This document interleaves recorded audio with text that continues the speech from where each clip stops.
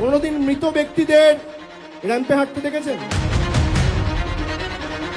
এখানে দুজন ভদ্রলোক আছে, একজন ভদ্রমহিলা আছে, সবাই দেখতে পাচ্ছেন সবাই? আপনার নাম কি বলুন? মনিরুল ইসলাম মোল্লা। আপনার নাম কি দাদা? হরে কৃষ্ণ গিরি। আপনার নাম কি বৌদি? মিসেস মায়া দাস। এখানে আমি একা আছি, আমার পাশে দুজন ভদ্রলোক, একজন ভদ্রমহিলা আছে। আসুন আমার সাথে আসুন। এই তিনজনকে দেখে কি মনে হচ্ছে আপনাদের? দুজনের বাড়ি হচ্ছে মেটিয়াবুরুজ বিধানসভা, আর বৌদির বাড়ি হচ্ছে কাকদ্বীপ বিধানসভা। কি আমি একা দেখছেন না চারজন দেখছেন? এবার শুনুন, ইলেকশন কমিশন এদের দেখতে পাচ্ছেন না, এদের মৃত ঘোষণা করে দিয়েছে।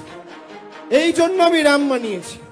আর এরকম 3-4টে কেস না, খালি দক্ষিণ 24 পরগনা জেলায় 24 জন রয়েছে যারা জীবন্ত বহাল তবিয়তে রয়েছে, কিন্তু এদের দেখিয়ে দিয়েছে মারা গেছে। দেখেছেন?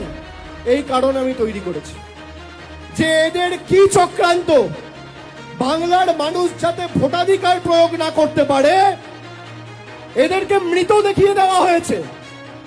আরে আমরা যতদিন আছি একটা মানুষের মৌলিক অধিকার আমরা যেতে দেবো না। দিল্লি আগামী দিন তৃণমূল যাবে, বিজেপির দালালরা তৈরি থাকো, ধ্যানিশ কুমার তৈরি থাকো, তৃণমূল দিল্লিতে যাবে।